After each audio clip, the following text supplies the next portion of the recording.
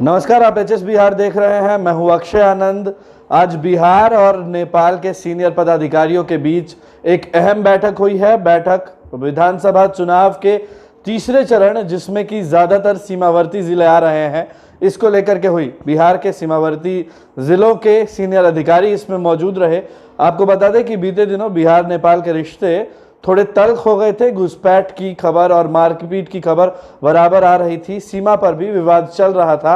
मगर अब चुनाव है तो सुरक्षा के मद्देनजर एक हाई लेवल बैठक बुलाई गई, जिसमें कि दोनों तरफ के अधिकारी थे और कई अहम मुद्दों को लेकर के चर्चा हुई। यह चर्चा सुपौल के वीरपुर में हुई, जहां पर सुपौल डीएम समेत कई बड़े अधिकारी मौजूद रहे। बैठक में नेपाल के संसरी, सप्तरी और मोरंग जिले के जिला पदाधिकारी के साथ साथ नेपाल पुलिस के एसपी और नेपाल आर्म फोर्स के एसपी भी शामिल हुए।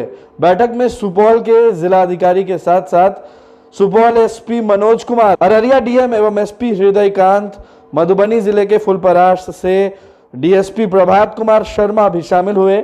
बैठक के दौरान वीरपुर, बतनाहा और अररिया के सशस्त्र सीमा बल के कमांडेंट भी मौजूद रहे।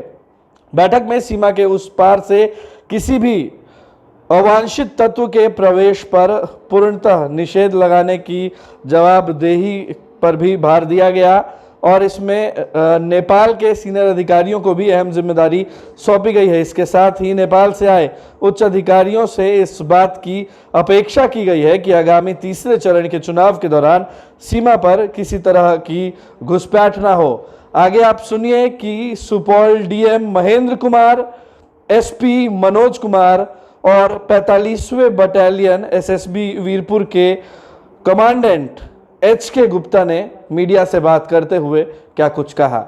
आज की जो बैठक संपन्न की गई थी नेपाल के पदाधिकारियों के साथ, तो इस बैठक का मुख्य मुद्दा क्या था? मुख्य मुद्दा इस बैठक का था भारत और नेपाल के जो हमारे दो जिले लगते हैं, सुनसरी, सप्तरी, उनके सभी पदाधिकारी आए थे। आगामी विधानसभा चुनाव में मतदान जो 7 नवंबर को होना है अपने ज़िले में, तो उसको लेकर आवश्यक तैयारी, कुछ कई बिंदु थे विधि व्यवस्था को लेकर जिसके संबंध में उनसे विमर्श किया गया। बॉर्डर पे बृहत स्तर पर चेकिंग, जो हमारे बॉर्डर पे स्थित पोलिंग स्टेशन है वहाँ विशेष निगरानी, उसके अलावा मैंडेटरी जो बॉर्डर सीलिंग की कार्रवाई होती है। तो विधि व्यवस्था के मद्देनज़र आज ये बैठक थी। उनके द्वारा आश्वस्त किया गया है कि पूरे विधानसभा पोल को शांतिपूर्वक तरीके से संपन्न कराने में जो भी सहयोग होगा उनके द्वारा दिया जाएगा।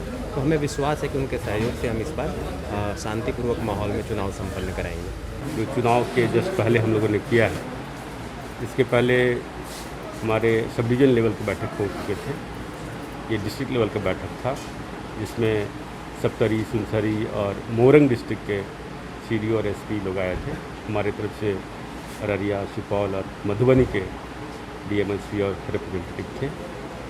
शांतिपूर्ण चुनाव कराने में हर संभव सहयोग देने का उधर से प्रतिबद्धता जाहिर की गई है, जिसके लिए हम लोग खुश हैं।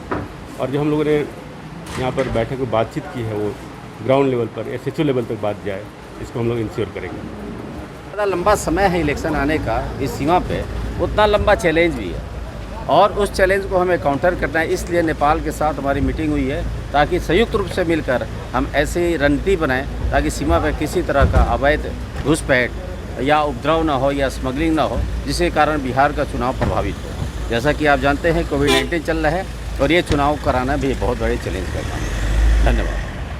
तो सुना आपने, सुरक्षा को लेकर जो सीनियर अधिकारी हैं वो मुस्तैद है, क्योंकि चुनावों में किसी तरह की अप्रिय घटना ना हो, इस पर खास ध्यान रखा जा रहा है।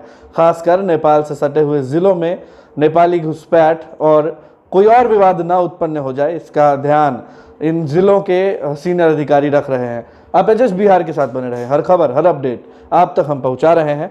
आपका बहुत बहुत शुक्रिया।